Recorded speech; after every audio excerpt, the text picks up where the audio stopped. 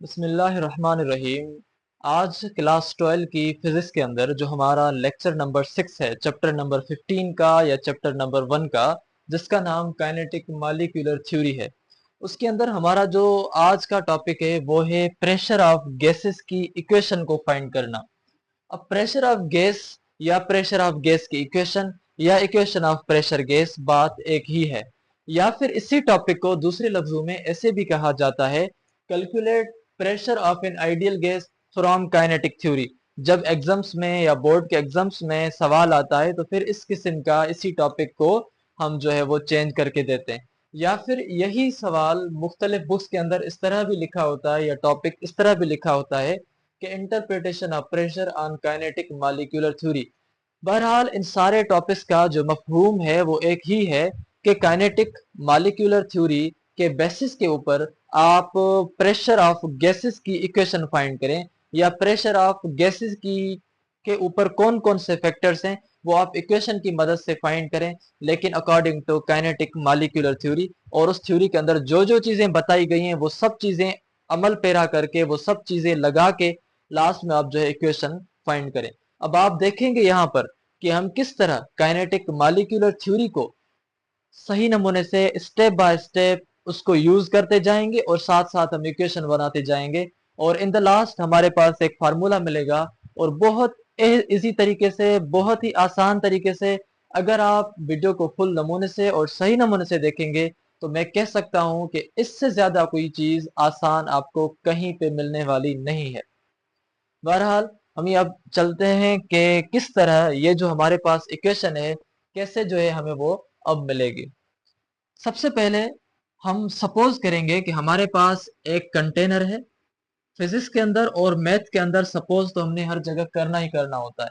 हमने यहाँ पर ये सपोज किया कि हमारे पास एक कंटेनर है और वो कंटेनर एक क्यूबिक शेप्ड है, क्योंकि जो क्यूबिक शेप्ड होगी तो उसी के अंदर वॉल्यूम होगा। अब इस कंटेनर के अंदर हमारे पास जो हैं वो गैसेस के मुख्तलिफ पार्टिकल्स हैं। अब हमने कहा कि ये जो हमारे पास कंटेनर है, इस कंटेनर की जो लेंथ है वो कंटेनर की लेंथ है एल। इस कंटेनर के चार फेसेस हैं। इस कंटेनर का जो ये फेस है जो हमारे पास है, ये वाला, इस साइड वाला फेस, इस फेस को हम नाम देंगे। ये एक फेस है, ये ऊपर वाला दूसरा फेस है, ये नीचे वाला तीसरा फेस है, ये इस तरफ उसका चौथा फेस है। तो ये ए ए पॉइंट, ये बी पॉइंट, ये सी पॉइंट और ये डी पॉइंट। इस तरीके से ये आपके पास जो साइड है एक पूरी, ये एक फेस बनता है और ये एक पूरा एरिया है। इन द सेम वे ये आपके पास एक पूरा एरिया बनेगा, ये आपके पास पूरा एरिया बनेगा, ये आपके पास पूरा एरिया बनेगा। अब इस कंटेनर के अंदर हम ये चीज कहते हैं कि सपोज करें आप कि उसके अंदर एन नंबर ऑफ मॉलिक्यूल्स हैं। एन नंबर ऑफ मॉलिक्यूल्स हम इस वजह से कह रहे हैं क्योंकि हम काइनेटिक मॉलिक्यूलर थ्योरी के अंदर कहकर आए कि कहीं भी अगर मॉलिक्यूल्स गैस के मौजूद होते हैं तो वो लार्ज नंबर में मौजूद होते हैं, या फिर वो ज्यादा तादाद में मौजूद होते हैं। इसी वजह से हम यहाँ कह रहे हैं कि वहां पर एन नंबर ऑफ मॉलिक्यूल्स या n number of moles gases के मौजूद हैं। अब अगर एन नंबर ऑफ गैसेस के पार्टिकल्स या मॉलिक्यूल्स मौजूद हैं तो क्या आप सारे के सारे मॉलिक्यूल्स को लेकर इक्वेशन बनाएंगे? क्योंकि ये मुमकिन नहीं होता कि हम सारे इक्वेशंस को लेकर इक्वेशन बनाएं। फिर हम उन सारे गैसेस में से किसी एक पार्टिकल को लेंगे, फिर उस पार्टिकल की मदद से हम इक्वेशन बनाएंगे, फिर हम उसको लागू करेंगे सारे पार्टिकल्स के ऊपर। इसी वजह से हम कहेंगे कि सपोज करें कि हमारे पास एक गैस है जिसका मास एम है और वो v वेलोसिटी के साथ मूव कर रहा है। हम इन सारे एन मॉलिक्यूल्स में से अभी हम एक मॉलिक्यूल लेंगे ताकि हम इक्वेशन को ड्राइव कर सकें। इसी वजह से हम कहेंगे कि सपोज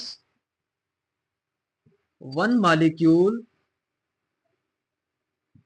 ऑफ मास एम, उस मॉलिक्यूल का जो मास है वो क्या है, एम है, एंड इज मूविंग, और वो जो मॉलिक्यूल है वो मूव कर रहा है। जाहिर सी बात है, यहाँ पर वो होगा तो मूव करेगा, यहाँ पर होगा तो मूव करेगा। जहां पर जो भी मॉलिक्यूल होगा वो मूव तो करेगा। तो one molecule of mass m is moving with velocity v। अब वो वेलोसिटी v के साथ मूव कर रहा है, मगर वेलोसिटी तो उसकी बहुत सारी होंगी, कभी इस साइड जाएगा, कभी उस साइड जाएगा। हर पार्टिकल के ऊपर हर टाइम जब फोर्स लगेगी तो उसकी वेलोसिटी अलग अलग होती जाएगी, कभी v1, कभी v2, कभी v3। इस वजह से हमने यहाँ अगर सारे पार्टिकल्स में से एक पार्टिकल या एक मॉलिक्यूल को लिया है जिसका मास m है, तो वेलोसिटी भी उस मास की या उस मॉलिक्यूल की भले कितनी ज्यादा हो, हम एक वेलोसिटी लेंगे, यानी कि हम लेंगे उसकी वेलोसिटी v1। तो हम कह रहे हैं कि वो मॉलिक्यूल m जिसका मास है वो मूव कर रहा है वेलोसिटी v1 के साथ। अब वेलोसिटी के साथ तो मूव कर रहा है, मगर वेलोसिटी एक्स एक्सिस पर भी हो सकती है, वेलोसिटी वाई एक्सिस पर भी हो सकती है, वेलोसिटी जेड एक्सिस पर हो सकती है। अब ये तीनों एक्स एक्सिस वाली वेलोसिटीज हम एट द सेम टाइम अगर यहाँ लेंगे तो इक्वेशन तो डिफिकल्ट हो जाएगी। इसी वजह से अभी हम फिलहाल सिर्फ और सिर्फ एक एक्सिस वाली वेलोसिटी लेंगे, और हम सपोज करेंगे कि वो मूव कर रहा है parallel to the x axis, यानी कि वो एक्स एक्सिस पर जा रहा है। तो हम कहेंगे कि with velocity v1 parallel to, और वो जो v1 वेलोसिटी है वो पैरेलल टू है x एक्सिस, यानी कि वो x एक्सिस पर जा रही है, y एक्सिस पर अभी नहीं हम उसको कंसीडर कर रहे। अब x एक्सिस पर किस तरह है, y एक्सिस पर किस तरह है, z एक्सिस पर किस तरह है, वो हम यहाँ थोड़ा इसको आइडेंटिफाई कर लेते हैं, समझ लेते हैं। सपोज करिए आपके पास इसी का कोऑर्डिनेट एक्सिस है, और कोऑर्डिनेट एक्सिस में ये जो एक्सिस पर चीज जा रही है एक्स एक्सिस, ये जो y पर जा रही है ये y एक्सिस, और ये जो z पर जा रही है ये z एक्सिस। हम सपोज कर रहे हैं कि हमारा जो अभी यहाँ गैस मॉलिक्यूल एक लिया है वो जा रहा है एक्स एक्सिस में। तो हमने किया कि भाई ये आपका मॉलिक्यूल है m, और ये जा रहा है v1 वेलोसिटी के साथ, लेकिन v1 वेलोसिटी के साथ एक्सिस में जा रहा है, x एक्सिस में जा रहा है। इसी वजह से हम कहेंगे इसकी वेलोसिटी v1x होगी। यहाँ तक तो आई होप कि आपको चीजें क्लियर हैं कि एम मास गैस का है, मॉलिक्यूल का है, जो v1x वेलोसिटी के साथ x एक्सिस में मूव कर रहा है।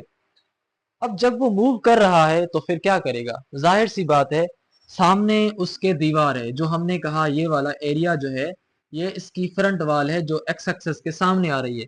ये इस वाल को टकराएगा, उस वाल का नाम है ए बी सी डी। ये मास जो v1x के साथ जा रहा है ये टकराएगा किसके साथ, ए बी सी डी वाल के साथ, और टकराने के बाद कहाँ आएगा, फिर वापस चला आएगा। तो मतलब ये हुआ कि ये कोलाइड कर रहा है दीवार के साथ, फिर जो है वो वापस आ रहा है। तो यहां आप देख सकते हैं कि मास के साथ अगर वेलोसिटी हो तो हम उसको कहते हैं मोमेंटम। तो ये आपके पास हो जाएगी momentum in x axis p is equal to m v. लेकिन ये 1 है और ये एक्स एक्सिस पर है, तो हम कहेंगे कि मोमेंटम जो है p is equal to m v 1x है। मगर यहाँ पर मोमेंटम दो किस्म की है, एक वो मोमेंटम जब आपका पार्टिकल उधर गया, और एक वो मोमेंटम जब पार्टिकल आपका वहां फेस से टकरा के वापस आया। तो हम कहेंगे कि पार्टिकल जो है वो collides with the face of the container, और उस फेस का नाम क्या है, with the face A B C D A। इस पूरे फेस का नाम ए बी सी डी है। इसका मतलब नहीं ए बी पे टकराएगा, बी पे बी, सी पे बी, डी पे बी, बल्कि इस पूरी दीवार का नाम ए बी सी डी ए है। इसी दीवार के किसी भी जगह पर वो टकरा सकता है। तो A with the face of A B C D A. तो जैसे ही वो टकराता है तो हम कहेंगे कि momentum before colliding with wall, momentum before colliding with wall of container. जब वो वॉल ऑफ कंटेनर से टकराने से पहले उसकी जो मोमेंटम है वो क्या होगी, वो आप यहां देखें। उसकी जो मोमेंटम है वो है p is equal to m v one x. ये मोमेंटम है इसकी बिफोर, यानी कि ये हो जाएगी इसकी इनिशियल। तो p i is equal to m v one x इसकी हो जाएगी मोमेंटम। और जाहिर सी बात है जब वो चला गया तो जाने के बाद वो फिर वापस आता है।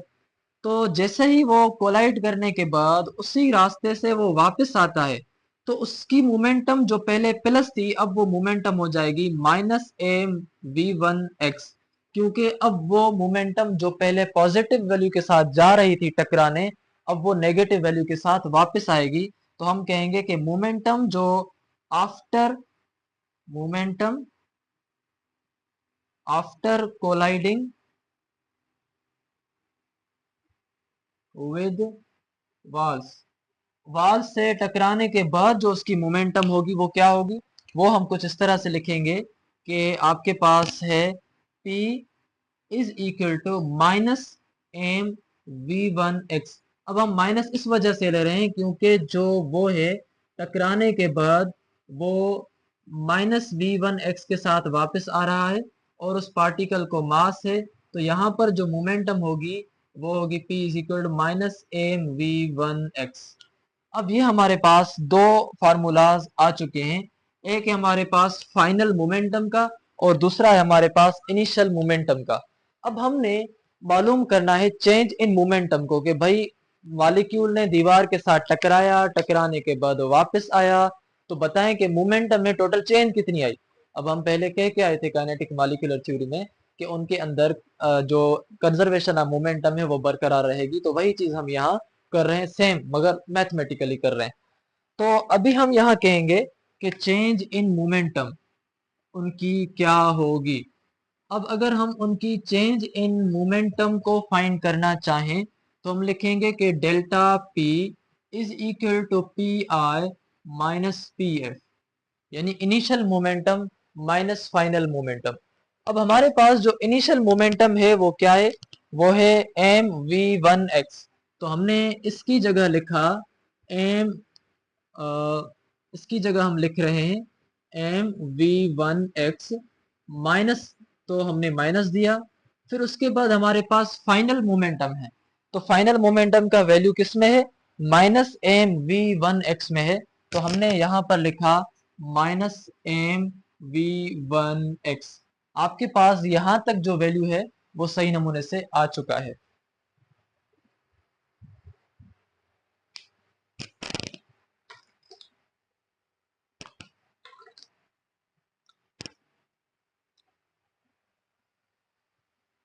अब हम यहाँ देखेंगे कि ये माइनस इंटू माइनस आपस में क्या हो जाएंगे, प्लस हो जाएंगे। यहाँ पर कुछ भी नहीं है साइन, मीस मतलब मल्टीप्लाई में, तो minus into minus is equal to आपका प्लस हो जाता है।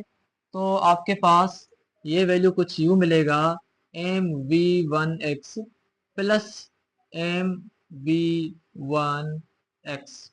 तो अब अगर दोनों वैल्यूज आपके ऐड होंगे तो आपके पास जो वैल्यू आएगा वो आएगा two m v one x. तो ये आपके पास जो है वो टोटल चेंज इन मोमेंटम है। अब टोटल चेंज इन मोमेंटम तो आपने फाइंड कर ली कि भाई दीवार से टकराया, टकराने के बाद वापस आया, तो उस मॉलिक्यूल की कितनी मोमेंटम में चेंज आई, तो हमने कहा कि उसकी मोमेंटम में चेंज इतनी आई।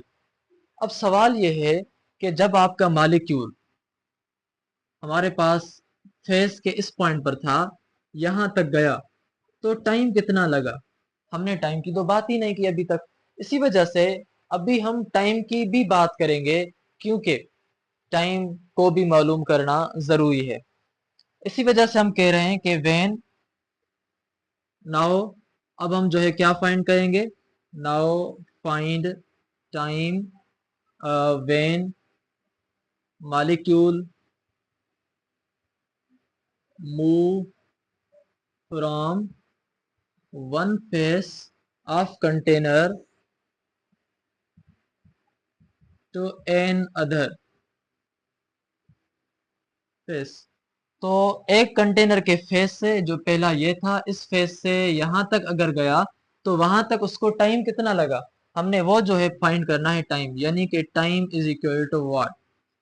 अब यहाँ पर एक चीज आप थोड़ी मुझे रिमाइंड कराएं, आपकी हेल्प मुझे चाहिए होगी। आपको वेलोसिटी का फार्मूला याद है?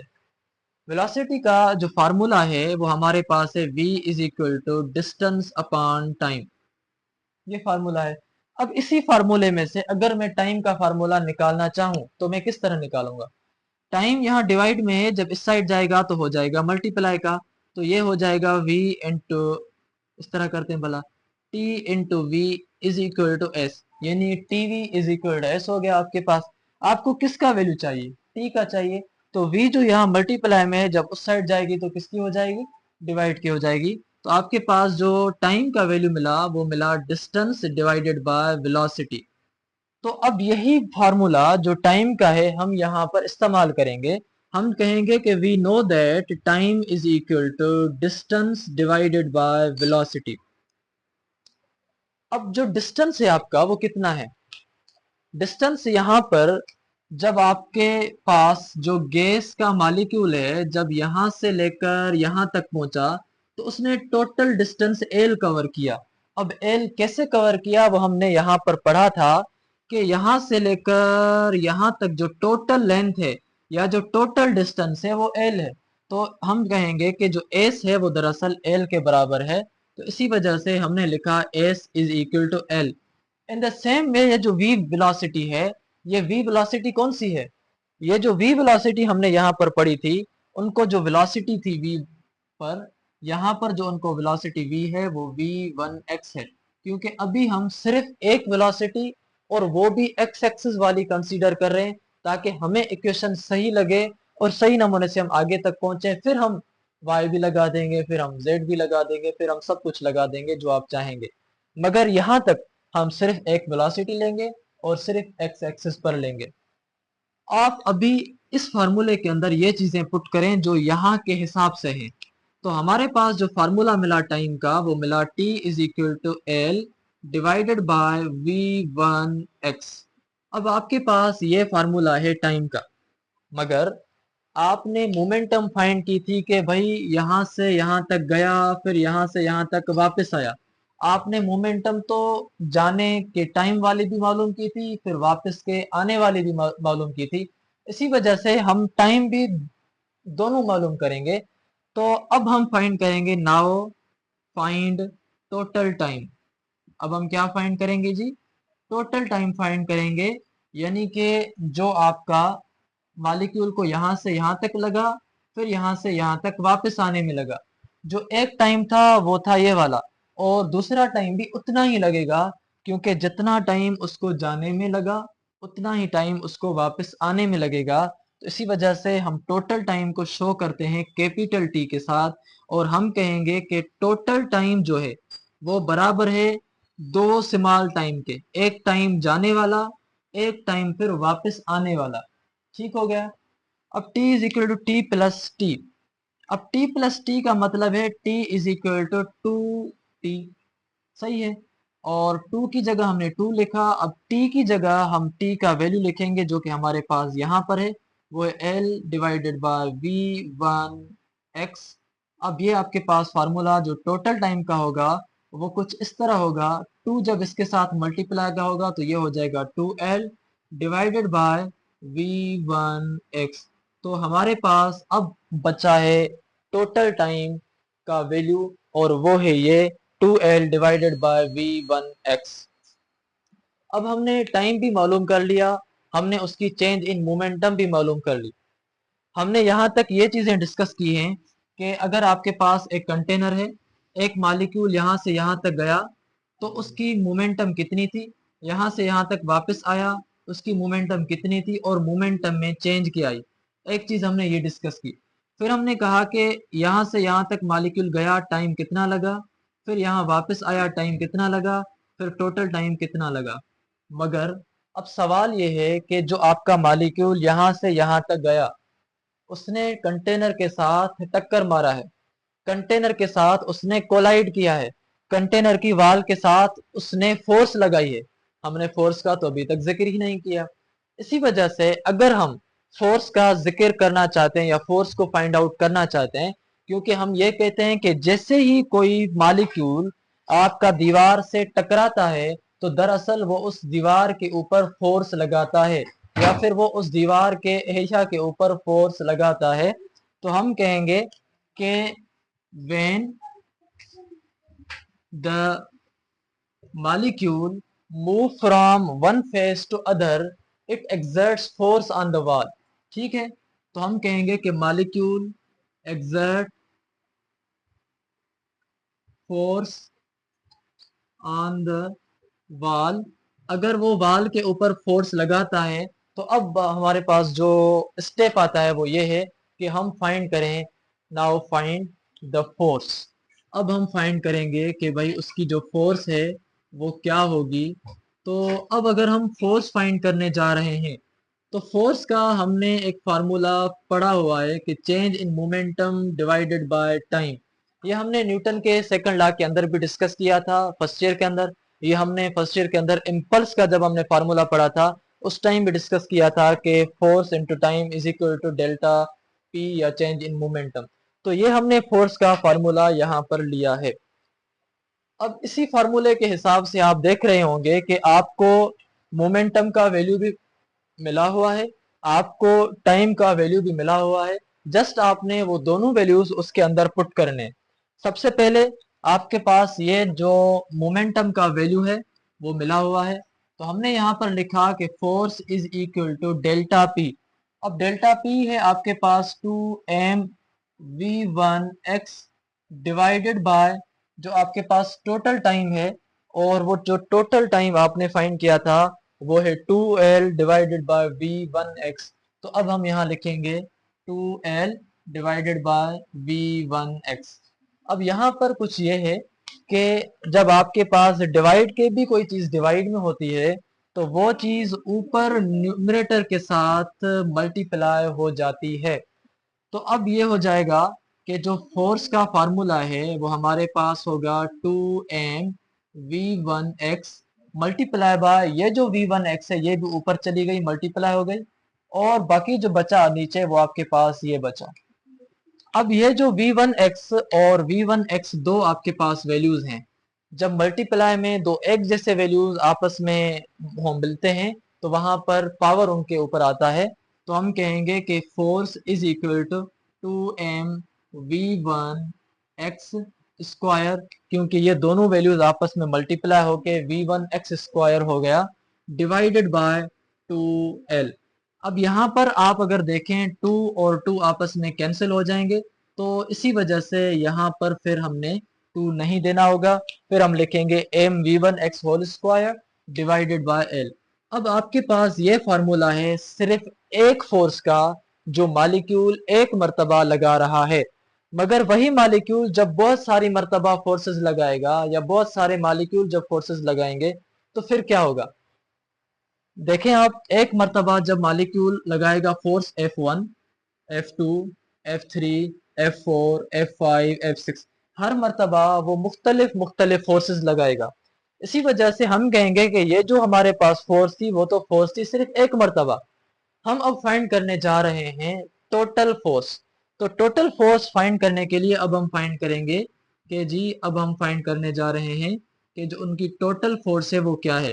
टोटल फोर्स हम कैसे कहेंगे कि भाई जो टोटल फोर्स है यानी force total is equal to F1 plus F2 plus F3 plus F4 plus Fn तक जो है हम उनको ऐड करते जाएंगे। अब अगर हम उनको एफ एन तक ऐड करते जा रहे हैं तो इसका मतलब ये है कि F1 के टाइम उसकी जो वेलोसिटी होगी वो होगी v1x square divided by L. ये हमने सेम लिखेंगे। F2 के लिए हम क्या लिखेंगे, m v2 square x square divided by L. v3 के लिए क्या लिखेंगे, m v3 square x divided by L dash dash, और एम की जगह हमने लिखा एम, वी की जगह लिखा हमने वी, वन की जगह हम लिखेंगे यहाँ पर एन है तो एन, एक्स की जगह एक्स डिवाइडेड बाय एल तो एल, यहाँ पर स्क्वायर था तो हमने स्क्वायर दिया। तो ये आपके पास जो हो गया ये हमारे पास है टोटल फोर्स जो हमें मिलेगी सारे उस मालिक्यूल की जब पूरे कंटेनर में वो बार बार फोर्सेस लगाएगा। तो अब फोर्सेस जब भी बार बार लगती हैं किसी भी एरिया के ऊपर तो वहां पर प्रेशर एक्सर्ट होता है। आपको ये मालूम है कि force per unit area is known as pressure, क्योंकि जब भी फोर्स लगेगी किसी भी एरिया के ऊपर तो वहां पर प्रेशर एक्सर्ट होता है। या वहां पर प्रेशर बनता है। तो अब हम यहाँ करेंगे कि when force is exerting on the area the pressure is produced. तो वहां पर जो है आपका प्रेशर जो है वो पैदा हो रहा है। Now we have to find pressure, we have to find pressure. अब हमने प्रेशर क्यों फाइंड कर रहा है? क्योंकि जो फोर्स है वो एक्सर्ट कर रही है पर एरिया के ऊपर, बिकॉज फोर्स इज एक्सर्टिंग पर यूनिट एरिया। हमने जो है वो फाइंड करना है प्रेशर को, और प्रेशर को फाइंड करने के लिए हमारे पास जो फार्मूला है वो है pressure is equal to force per unit area. अब ये फार्मूला आने की भी एक वजह है। वजह यह है कि आपके पास एक कंटेनर था जिसमें आपका मॉलिक्यूल टक्कर मार रहा था या फोर्स लगा रहा था एक उसी कंटेनर की एरिया के ऊपर। जब वो कंटेनर की एरिया के ऊपर फोर्स लगा रहा था तो वो दरअसल एक किस्म का प्रेशर लगा रहा था, क्योंकि जब भी फोर्स लगती है किसी एरिया के ऊपर तो वहां पर प्रेशर एक्सर्ट होता है। मिसाल ये किस्म का एरिया है और मैं इसके ऊपर फोर्स लगा रहा हूँ, तो दरअसल इसके ऊपर प्रेशर एक्सर्ट हो रहा है। तो हम कहेंगे कि यहाँ पर जो है वो प्रेशर एक्सर्ट हो रहा है, तो हमारे पास फार्मूला होगा pressure is equal to force per unit area. अब सिंपल सी चीज ये है कि फोर्स की जगह हमने फोर्स वाले वैल्यू को यहाँ पर लिखना है, यानी कि जो टोटल फोर्स का वैल्यू है, टोटल फोर्स का वैल्यू हमने यहाँ पर लिखा है कि जो टोटल फोर्स उस मॉलिक्यूल की है, वो सारे कंटेनर के अंदर जो उस मॉलिक्यूल एक के ऊपर फोर्सेस लगेंगी वो फोर्स ये है mv1x² divided by l plus mv2x² divided by l। ये सारी फोर्स का वैल्यू हमने जस्ट इस फोर्स की जगह पे रिप्लेस किया है, बस। उसके बाद ये डिवाइड है तो यहाँ पर हमने डिवाइड दिया, और नीचे ये आपका एरिया डिवाइड में है तो हमने उसके डिवाइड में ये एरिया दे दिया। अब यहाँ पर अगर आप ऊपर वाले न्यूमरेटर के अंदर चीज देखें तो आपके पास कुछ चीजें कॉमन है। मिसाल के तौर पर यहाँ पर भी मास है, यहाँ पर भी मास है, यहाँ पर भी मास है, तो आपने सबकी जगह मास लिखा। और यहाँ पर भी एल है, यहाँ पर भी एल है, यहाँ पर भी एल है, तो सबकी जगह पर आपने एल जो है उनमें से कॉमन लिया। तो आपके पास जो चीज अभी बकाया बची है वो ये बची कि यहाँ पर v1x² plus v2x² plus dash dash dash vn(x²). अब आपके पास इन सारों के जो डिवाइड में है वो है n। अब ए जो ये डिवाइड में है ये इस एक एल के साथ भी मल्टीप्लाई में है। अगर आप यहाँ देंगे तो भी कोई मसला नहीं है, अगर आप इस एल के साथ मल्टीप्लाई करके लिखेंगे तो भी कोई मसला नहीं है। इसी वजह से हम इस ए को इस एल के साथ मल्टीप्लाई करके लिख देते हैं। अब आपके पास ये इस किस्म का एक टर्म बन गया। अब इस लाइन का कोई फायदा नहीं क्योंकि इसके नीचे कोई डिवाइड में चीज है ही नहीं। बाकी आपके पास इस तरफ से कुछ ये बचा है। अब आपके पास ये जो फार्मूला प्रेशर का आया है m into L divided by L into A. अब एल इंटू ए का मतलब जो है वो क्या है? Length into area. अब लेंथ इंटू एरिया का मतलब है कि लेंथ इंटू एरिया का मतलब है 2 time length, length into length, यानी कि एल क्यूब। और जो एल क्यूब है वो बराबर होता है आपका वॉल्यूम के। तो आप यहाँ पर या एल क्यूब लिखें या वॉल्यूम लिखें, उन दोनों में भी कोई फर्क नहीं है। अभी हम क्या करेंगे, हमने इन वैल्यूज को जस्ट रिप्लेस करना है। Pressure is equal to mass divided by length into area की जगह हमने जैसे कहा कि लेंथ इंटू एरिया दरअसल वो बराबर होती है हमारी वॉल्यूम के, तो इसी वजह से हमने इन दोनों की जगह यहाँ पर लिखा वॉल्यूम। अब हमारे पास जो चीज बकाया बचती है वो ये है v1x² plus v2x² plus dash dash vn(x²). अब हमारे पास है फार्मूला कुछ ये। अब ये जो है प्रेशर है टोटल उस पार्टिकल का या उस मॉलिक्यूल का जो हमने एक लिया था, जो हमने सिंगल लिया था। अब हमने प्रेशर हालांकि फाइंड करना है सारे मॉलिक्यूल्स का, नंबर ऑफ एन मॉलिक्यूल्स का, जो हमने यहाँ पर पहले फिगर बनाई थी कि हम एन मॉलिक्यूल्स की जो है वो प्रेशर फाइंड करने जा रहे हैं। कि सारे के सारे मॉलिक्यूल जब दीवार के साथ टक्कर लगाएंगे तो टोटल प्रेशर कितना होगा। इसी वजह से अगर हमने n नंबर ऑफ मॉलिक्यूल्स का प्रेशर फाइंड करना है तो हम कहेंगे कि भाई multiply and divide n by n with this equation. तो हम n डिवाइडेड बाय n हम जो है इस पूरे इक्वेशन के साथ या इस क्रम के साथ मल्टीप्लाई करेंगे।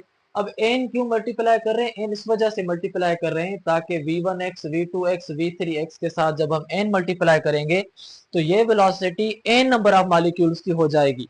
इन द सेम वे जब हम n डिवाइड कर रहे हैं तो हम उसके वॉल्यूम के साथ मल्टीप्लाई कर रहे हैं कि दरअसल जो वॉल्यूम है n वो भी सारों का कंबाइन है।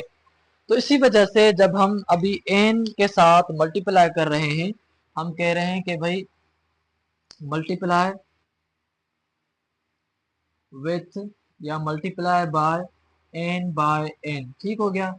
तो जब हम मल्टीप्लाई करेंगे n बाय n से तो आप देखिए क्या होता है, फिर हम ये सेम इक्वेशन पहले लिखेंगे, pressure is equal to mass divided by volume into v1x whole square plus v2x square plus dash dash vnx square.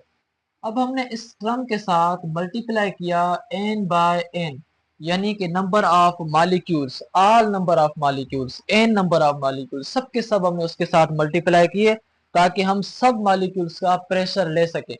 इसी वजह से मैं पहले कह रहा था कि पहले हम एक मॉलिक्यूल का प्रेशर फाइंड करेंगे सारी फोर्सेस के हिसाब से, फिर हम उसके प्रेशर के साथ n मल्टीप्लाई करेंगे तो हमें सारे मॉलिक्यूल्स का प्रेशर आ जाएगा। अभी हम मल्टीप्लाई कर रहे हैं n के साथ। अब अगर हम n के साथ मल्टीप्लाई कर रहे हैं तो ये जो n है ऊपर वाली ये इस पूरे टर्म के साथ मल्टीप्लाई में है। तो चाहे ये आप n इधर लिखें चाहे आप ये n इधर लिखें, मल्टीप्लाई तो मल्टीप्लाई है, कोई फर्क नहीं पड़ता। तो अब यही इक्वेशन हमें कुछ इस तरह की जो है वो हम लिखेंगे कि pressure is equal to m divided by n into v1x square plus v2x square plus dash dash dash vn square into x। इंट में n डिवाइडेड बाय n है। अब ये n तो इस पूरे टर्म के साथ मल्टीप्लाई होगी और ये n पूरे इस टर्म के साथ जो है वो क्या हो गई, डिवाइड हो गई।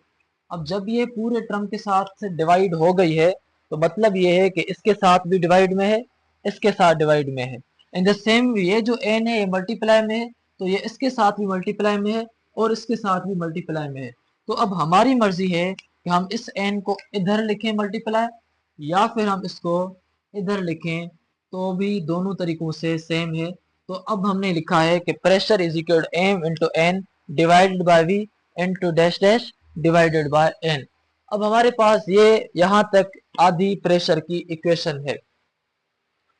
अगर मैं यहाँ से पर आपसे एक सवाल पूछूं कि अगर आपको एक चीज दी जाए कि भाई 1+2+3+4+5 आप इन सारे नंबर्स की एवरेज लें, तो आप एवरेज लेने के लिए इनको किस चीज से डिवाइड करेंगे।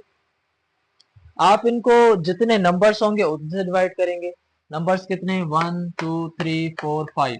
अगर यहाँ पर ऐसे भी होता मिसाल के तौर पर कि 1+6+8+9+10, तो नंबर्स कितने 1 2 3 4 5।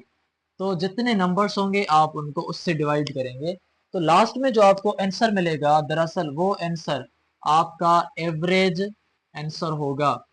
इस तरह से एवरेज निकाली जाती है। तो बजाय कि अब ये सारा वैल्यू लिखने के आप अगर इन सारे वैल्यूज का ये एक आंसर लिख देंगे तो भी काफी होगा। इन द सेम वे अगर आप ये सारा वैल्यू जो कि हमें एवरेज दे रहा है वो आप लिखें तो भी सही है, अगर आप इन सब की जगह एक एवरेज लिखें तो भी ठीक है। तो हम कहेंगे कि अगर हम velocity v1x square plus velocity v2x square plus dash dash dash plus velocity vnx square, इन सब की जितनी वेलोसिटीज हैं, कितनी वेलोसिटीज हैं, उनकी n वेलोसिटीज हैं और उनकी n वेलोसिटीज को हमने डिवाइड किया है n के साथ। तो हमें जो बाद में वेलोसिटी मिलेगी वो वेलोसिटी एक एवरेज वेलोसिटी मिलेगी और वो वेलोसिटी जो है बराबर होगी v 1x बार स्क्वायर। अब ये जो बार है इसका मतलब है ये एवरेज वेलोसिटी है, या फिर आप इसको ऐसे भी कहें v1 एवरेज स्क्वायर, या फिर आप इसको ऐसे भी कहें कि v1 एक्स स्क्वायर बार, तो भी आपकी जो है वो मर्जी है। अब इसका मतलब ये हुआ कि इन सारे टर्म्स के बजाय आप अगर ये एक टर्म लिखेंगे तो काफी है, बजाय कि आप इतना बड़ा लेंदी वैल्यू लिखें, क्योंकि ये सारा लेंदी वैल्यू भी हमें एक किस्म की वेलोसिटीज की एवरेज दे रहा है। जितनी वेलोसिटीज होंगी उनकी ये एन एवरेज देगा। तो हमने अब क्या करना है कि इन सारे वैल्यूज की जगह हमने ये चीज उसकी जगह जो है वो पुट करनी है। ये हमारे पास एक किस्म का फार्मूला है। देयरफॉर अब हम जो है इस फार्मूले को लिखेंगे कि pressure is equal to mass into n divided by v into में इन सारों की जगह, इन सारी वेलोसिटीज एवरेज की जगह हम ये लिखेंगे सिर्फ v1, सॉरी v1 नहीं बल्कि vx, क्योंकि ये 1 2 3 ये सारों की वेलोसिटी है, तो हम लिखेंगे vx होल स्क्वायर, क्योंकि ये सारी एक्स एक्सिस वाली वेलोसिटीज की एवरेज हमारे पास हो गई। और इसको हम देंगे बार, क्योंकि ये एवरेज है।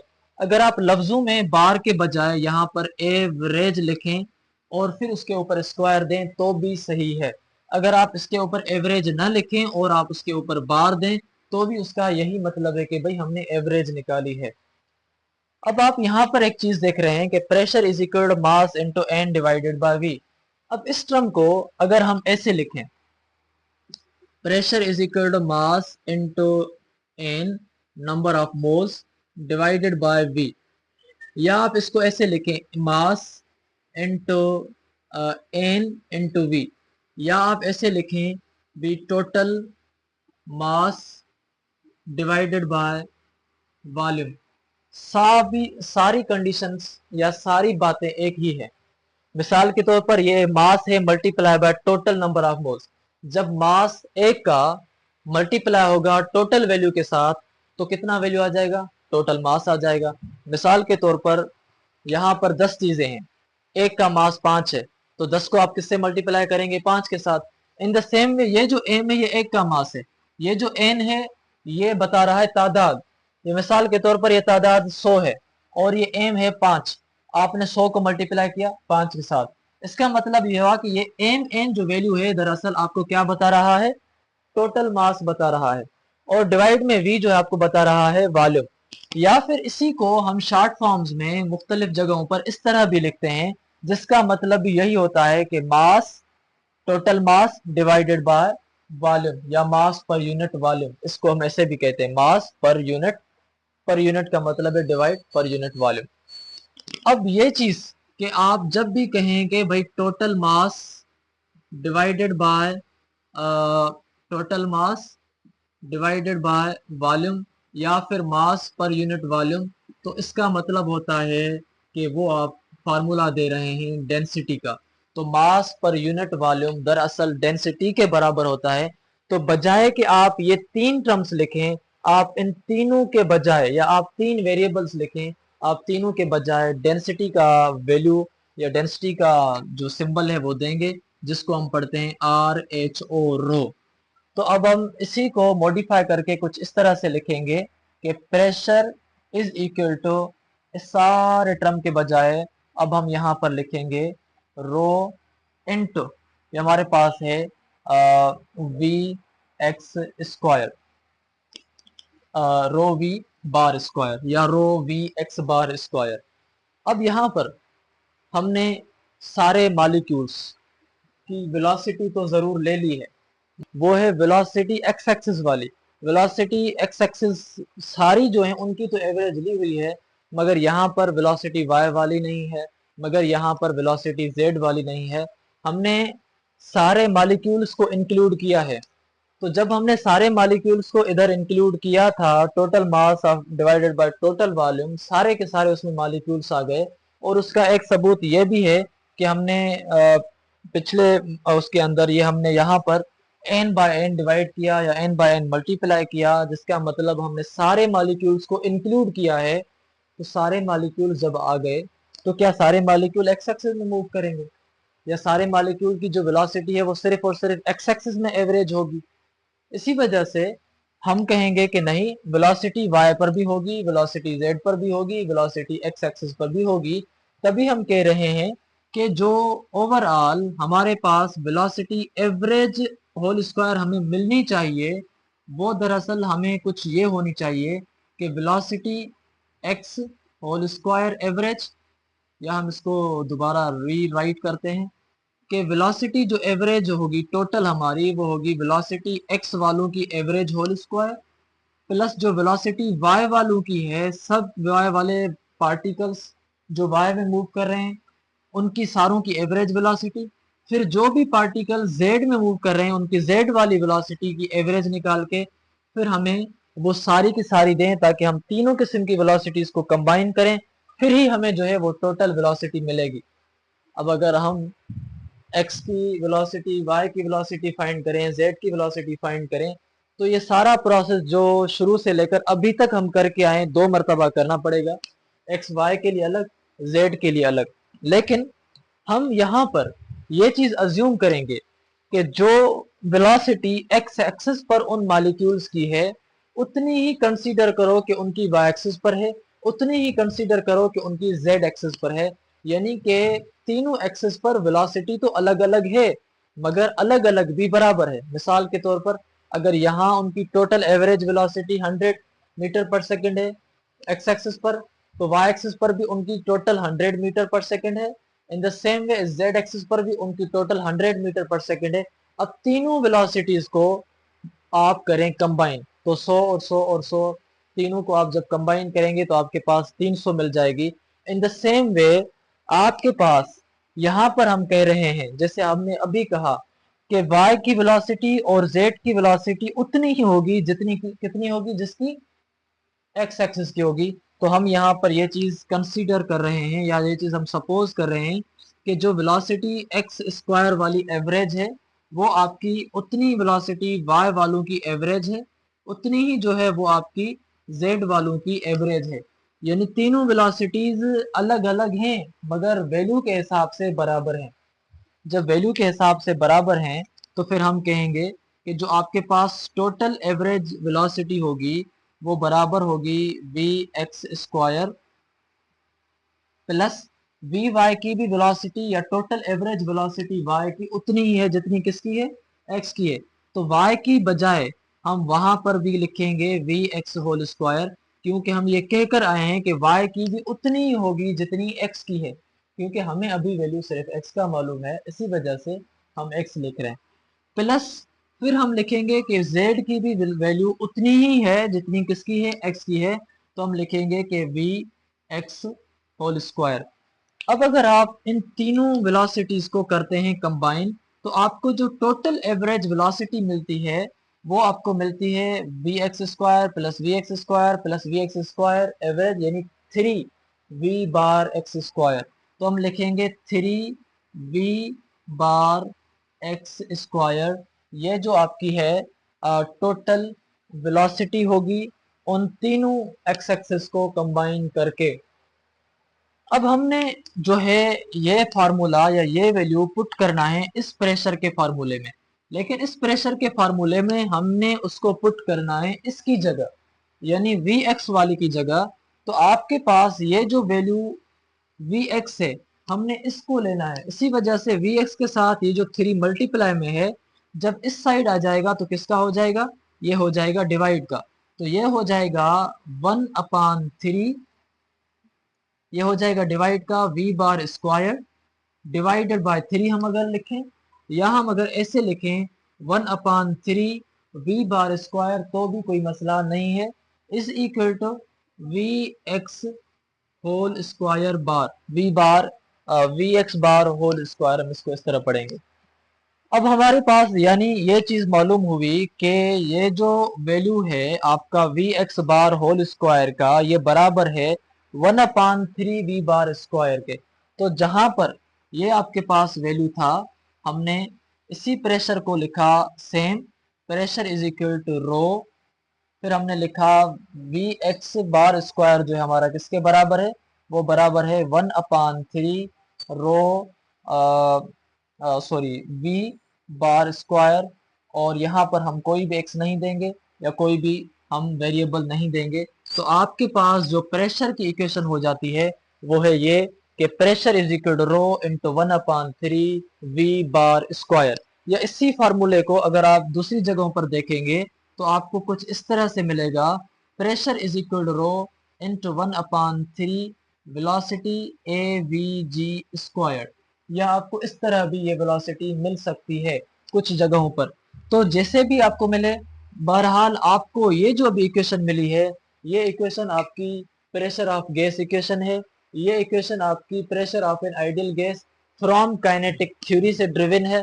तो इस हिसाब से आई होप कि आपने इन सारे स्टेप्स को सही नमूने से समझा होगा, और ये भी समझा होगा कि कोई स्टेप क्यों हो रहा है और किस वजह से हो रहा है, और step by step kinetic molecular theory किस तरह से जो है वो साबित हो रही थी।